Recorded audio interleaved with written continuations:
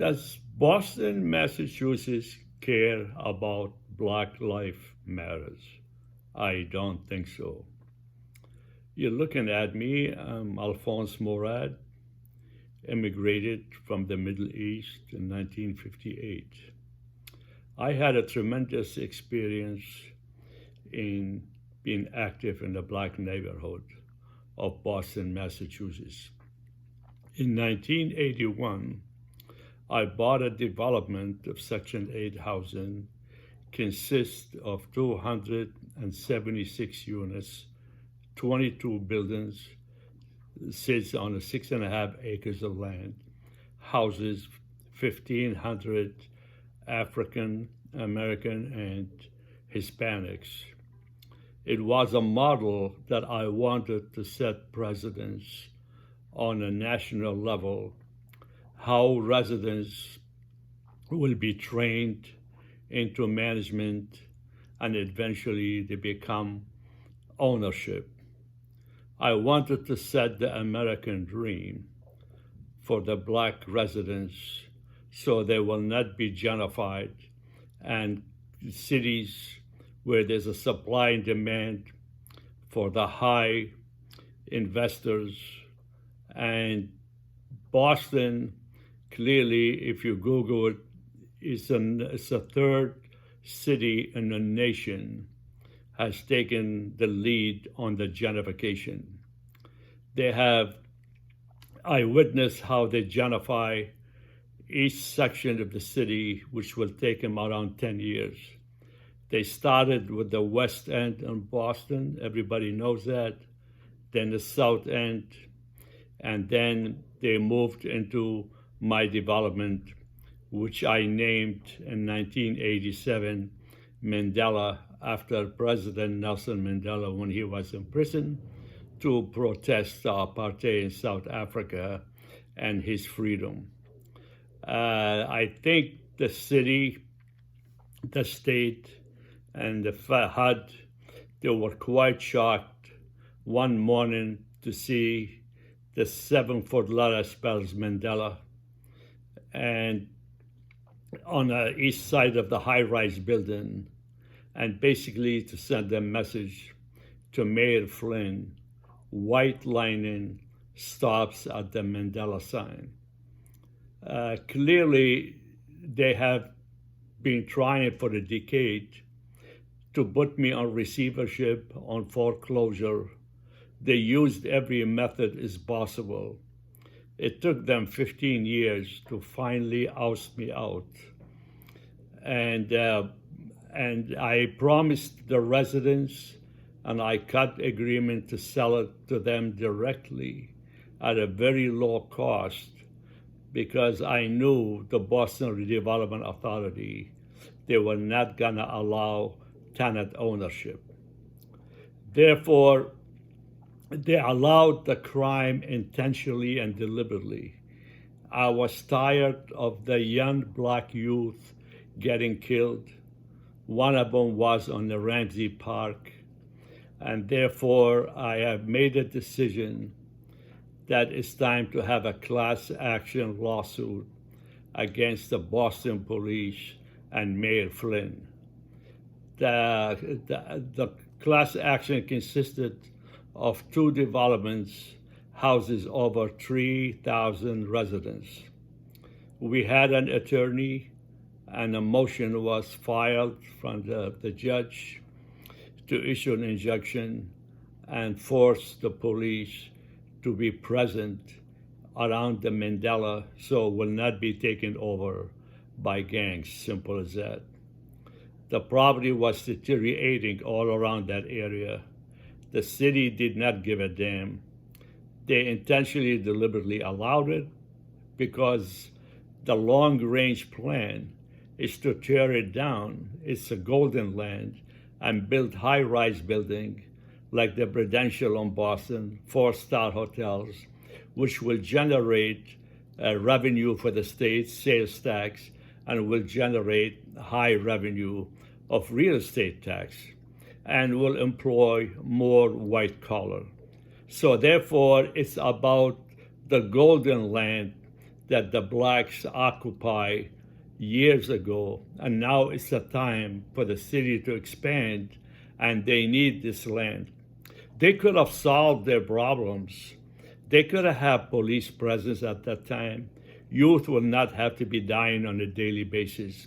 But if they solve the problem, then they're not going to get them out of the neighborhood. It would be safe.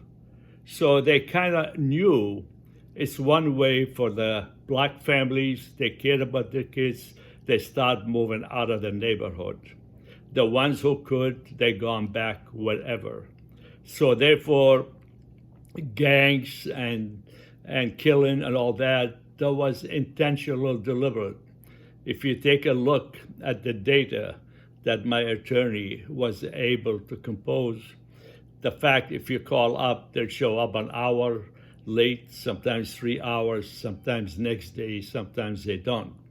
So therefore, with this lawsuit, I was able to get some concession with the police commissioner, and that is I wanted 2 walk-in patrolmen, and I wanted a mounted horse policemen on the Ramsey Park, and I wanted to have a sub-mini station for them to be present in the neighborhood.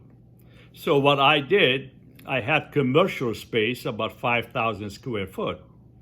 And I said, let me start to experiment. Let's put a mini station right in the heart where there is about 7 developments of Section 8 housing, consist about 10,000 African American and Hispanics.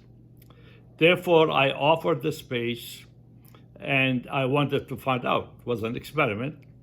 So there was 2 officers. They were liaison with the community. They were very nice. I knew them.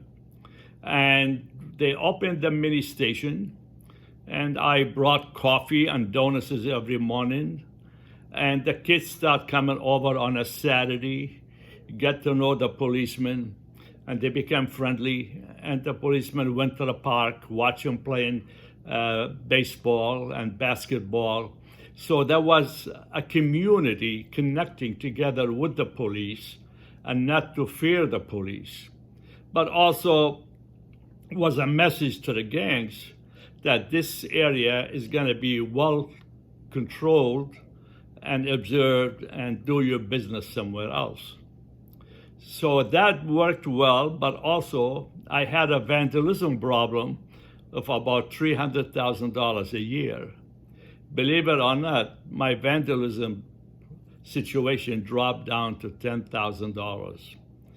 Also, I had a citizen patrol to help the police, and they will patrol the area around 4 hours every evening. So when I saw all that coming together, I started a Black youth program. I met Dr. Becky Brown, and she had a dream. She wanted to have a Black African youth rowing on the Charles River. It's never been done before in the history of Boston. So I gave her space, and I allocated $5,000 a month of my own money. And that went on very well for about 5 years. And the Black youth, they were rowing on the Charles River. You could go into BostonMandelaScandal.com, and all the pictures of the players on the homepage, and you could click on the rowing team, and you could see how they were recognized nationwide. Then we started a health clinic every Saturday for diabetes, eye exam, blood pressure. Doctors will come in. We had a lovely, lovely community. Then finally, I started the Mandela Research Center as well. And I brought the youth, they were about 16, 17. I am a developer. And I was kind of giving them a seminar, how they could become businessmen and how they could own some of these rundown houses that are vacant, and how they could buy it from the city, renovate it, and turn it around, and how they could make money. There was about 10 of them. And clearly, they start saving their own money every month, putting $100 each. I was very proud of them. They were very receptive. The sad part about it, those youth are looking for a figure. They're looking for someone to show them how to be part of the American dream. They are lost in this community because all there is drugs and crime and violence. But that's not them. They are innocent.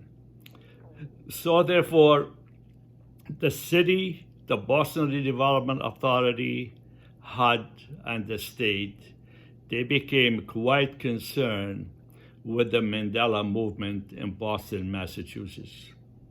They became even more concerned when I supported the Mandela Incorporation to secede from the city of Boston, and that is portion of Dorchester, Roxbury, Mattapan, Jamaica Plain. So it's basically a 12.5 square mile. It houses about 40,000 African American and Hispanics. So obviously the mayor said Morad is a threat to us with his vision, and we need this land and we need to keep moving forward with the gentrification. So it's time to get him out. So therefore, Scott Harshbarger, you could click on his picture. He tried to put me on receivership, but the tenants filled up the courthouse and the judge backed off and they did not win that one. Then they used other method, the utility. Then the government finally, they got a junior mortgager who tried to put me on a foreclosure on a fraudulent note, and it was not a matter of paying him. I did send a certified check to him, and therefore they rejected it because the developer has made a backroom deal with Wind Management. If you could deliver Mandela to the foreclosure, you'll get $1 million. So therefore, he was sleazy. His attorney committed perjury by changing a note from 18% to 24%. And they went in front of Judge Catherine White. And Judge White, she said, I'm not gonna allow the foreclosure because I'm concerned about the residents. Under the section 121A, the only way that could be abolished if there is a foreclosure. So therefore, I don't care about Morad or the junior mortgagor. I'm gonna protect the residents. She was fair, and she was a white judge, and she was compassionate. Then they moved it to another judge. Don't be shocked, my friends. They took me to Judge Spurlock. Judge Spurlock, before, he recused himself on my case because his wife works for the Attorney General investigation. She's the head. And supposedly I was under investigation with the Attorney General. And therefore, he said he would not reside anymore on V&M Management and Alphonse Morad. On that day, he finally was residing on the foreclosure. He did not recognize that I had a certified check and I'm willing to pay the mortgage. He just went forward and he allowed the foreclosure. It took a black judge to dismantle the community, my hard work, shut down all the programs, and turn the development over to the Jewish developers. So you have to ask yourself the question, for Black Lives Matters, you have two challenges. One, I have experiences, you have to clean in-house, black on black, political. There was a lot of payoffs up there. There's a lot of favors up there. Everybody got a promotion, city level, state level, federal level. They owe a favor. And they have their own blueprint. What is the future for the black communities across America for the next 30 years? And they started that 30 years ago. So therefore, this is a very deep game of billions and billions of dollars. So this is what I'm hoping the focus of the organization today, Black Lives Matters, it's about today You get the recognition all over the nation. You get the recognition even in Europe, all the way to China. You can't ask for any more.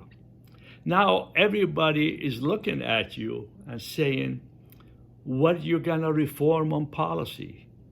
How you gonna stop black on black killing? How we gonna save our youth? How we gonna save our community? How we gonna go ahead and turn some of those Section 8 housing that HUD is giving away for $1 each unit to developers to make a killing, and they should be given back into tenant ownership like Jack Kemp under the Republican when he started the whole program. This is what's about. If you can't control your community and bring the resources that is allocated to the community, you have a problem. Because you can say Black Lives Matter, but in time, where's everybody? There's no one around.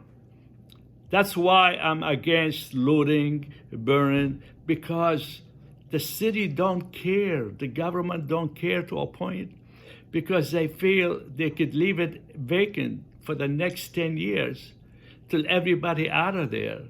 Then they come with the bulldozers and they flatten everything, and they put a brand new mall, a brand new movie theaters, and it's a little bit new city, and then they start to generate revenue, and everybody who's a troublemaker is out of there. So if you don't control the neighborhood, there is no Black Life Matters anymore, because you're not going to be there. You're going to spread, you're going to be diversified all over the places. Therefore, you have to focus on HUD. They are the real villain. If you take a look into my research, click on the picture of Henry Cisneros. I sued him, and he would not allow a loan for me to refinance and keep Mandela intentionally and deliberately. He kept me under a budget by $13,000 a month for 15 years. And therefore, finally, they gave the money to the trustee. They didn't care about the money. They care about Al Morad is going to be ousted out. We don't want him in Boston. We don't want him to expose affordable housing. Now, you can click on Senator Kennedy's picture on the homepage of alphonsemorad.com. He brought a gift of $50 million to Mission Hill, which consists of about 800 units. You can see the other articles. The medical centers, they said we will not expand till Mission Hill is demolished. So the question, where did the $50 million go? Why he brought it into the tenants? And the fact of the matter, they were going to demolish a third of it. So therefore, Senator Kennedy and Senator Curry, they brought in $700 million, 20% of the national budget to Boston, Massachusetts, because it's a Democratic state. Where do you think that money went? They reduced all of them by 40%, and the money was never really spent much on there. The money was spent on the other side toward the gentrification. They were all together. What a state senator, what a senators, what a congressman, and the one who backed it up and destroyed me is a Black city council, is a Black state representative, and it is the Black judges, because they owe favors. When they get appointed, it says, oh my God, I can't believe I'm a judge. Therefore, when the phone is picked up and says we need a favor, it's done. So do they really protect their own? They don't. You see, this is where you are caught. So my advice to you, you have to do research. And that is, in your organization, you have to have a team of attorneys. Like I had a student from Harvard College who did a thesis on Mandela. Urban renewal means urban removal. It's a 97-page. You could look it up when you click on Senator Kennedy's picture. Also, I had a group from MIT, they did their research on how the state, through utility and taxes and milking the federal housing, they're charging affordable housing commercial rate versus residential. They're charging the taxes, city tax, where they're supposed to be in lower tax.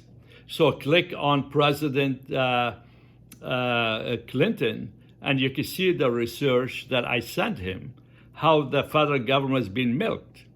Also, click on the youth program on a picture of Vice President Gore, where he compliments me.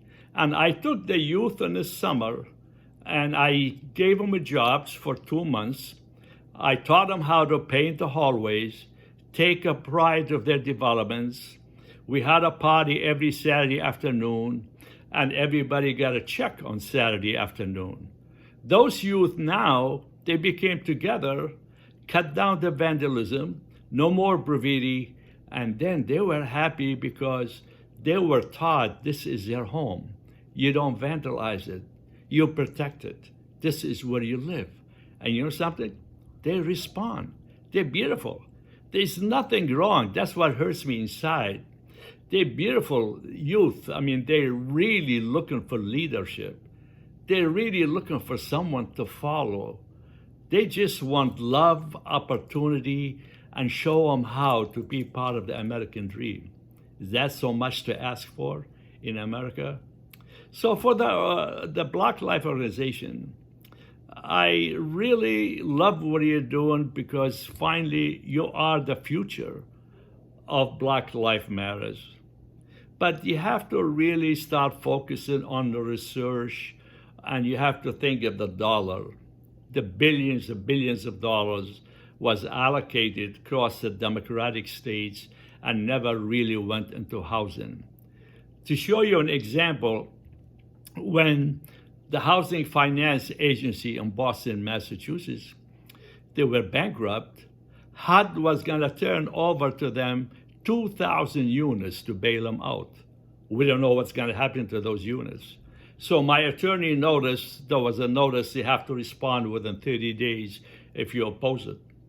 Me and 200 residents, you can see that video, we went in front of the State House with signs and we protested the state financing agency before the 30 days expired. And you know something? We stopped it. See, you have the power, but you have to know what they're sneaking in on a monthly basis. You have to be awake every minute. And if you are, and you have your legal machinery, you get your press, your public relation, your accountant, you start doing the research. When they say we're going to allocate hundreds or billions of dollars to affordable housing across the nation, you want to go ahead and do an audit where these dollars are going. Are they going to your community? This is what the whole secret is. Because if you have no community, you have nothing. You're just scattered all over the place. So therefore, protect your community, build up research centers, build up medical centers for blacks. You need computer centers, enhance the libraries, education, and integration is a big part for the youth in the summer to be able to go out of the segregated neighborhood and be invited to another neighborhood, since now I'm very proud of the white sector. Every time I drive in those high society houses, I see small signs, Black Lives Matters. I shake my head, I say, God bless you. So that's working.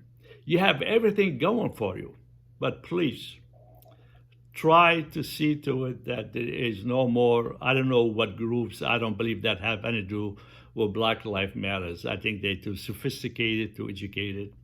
There's always a few troublemakers in between. They want to burn and loot and take advantage of it. Isolate those groups and don't be part of them, because the media is only going to focus on the looting, the fire, and they love that. But the biggest problem Black Lives Matter had in America, the one who crucified you, was the media.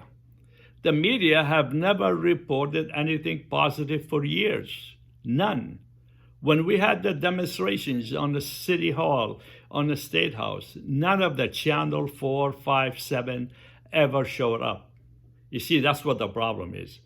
But every morning you get up, there's a killing going on somewhere, always on the news. So the news about riots, burning, and killing, what's happening to the black communities, but nothing ever positive is being put out there. And this is the biggest disaster that I've seen in my lifetime, how the media works with the government, and they are the real anti-discriminated to the blacks. If anyone crucified the black communities in America, it's the media you're not focusing on. Now, I'll say a little bit about defunding the police. It's not gonna really solve the problem if you see the larger picture of housing, programs, politics, billions of dollars. The police, there's a few bad apples. You can count them on your fingers. So let's say the maximum to the history is 10. But the fact is, we lose a year through violence and gun violence across this country.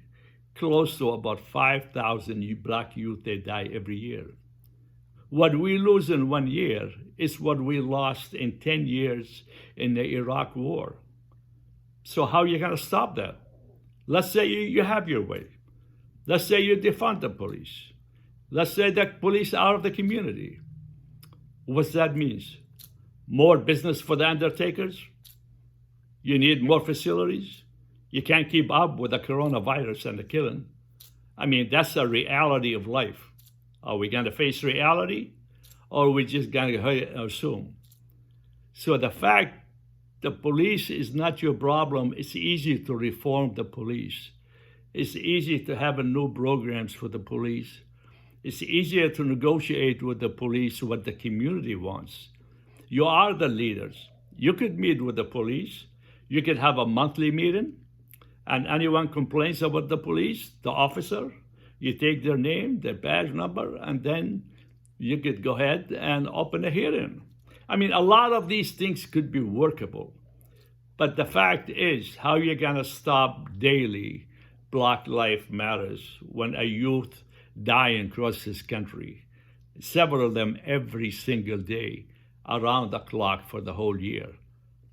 So that's not going to be the answer. The answer, looting your own community.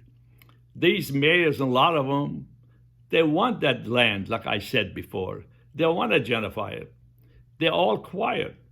Do you know you have received more money under the Democratic Party across this nation from HUD, the Housing and Urban Development, and money allocated to programs and affordability and all that? What happened to it? Why they never really, the federal government invested in your community? Why blacks today, like I made a suggestion when Henry Cisneros, he was Secretary of HUD, he gave away in that year 3 million units because they were expiring after 30 years and they're gonna come off the Section 8. And he said, I don't want managed housing. I don't want to bother with them. You know who made a killing? All the private developers. They took them for $1, converted them into condominiums. Now the question, if you had a committee and you were on top of it, could you imagine if you made sure those 3 million units was all going to stay where it is and be given to the black residents and Hispanic residents for $1 plus rehab money? That will be a win-win situation because we no longer have to support Section 8 housing. The residents, they become owners, they build equity, they take care of their property, and now they are part of the American dream. Come on. I mean, that whole thing is so simple. But the problem is you're being sold out. And if you're going to keep focusing on the police, the media's going to love it. Everybody's going to love it. And the city and the mayors and everybody's going to say, thank God they're not going near the real policy, the blueprint that we have done 30 years ago what's going to happen to the black community across America. They are laughing. They're saying, good, we could get a policeman out. Who cares? We could put a few in jail. Who cares? We're getting out cheap. Let's pray they don't go into the deep policy and into the deep billions of dollars, what's really happening to the black community intentionally and deliberately. Yeah. You see, you're missing the whole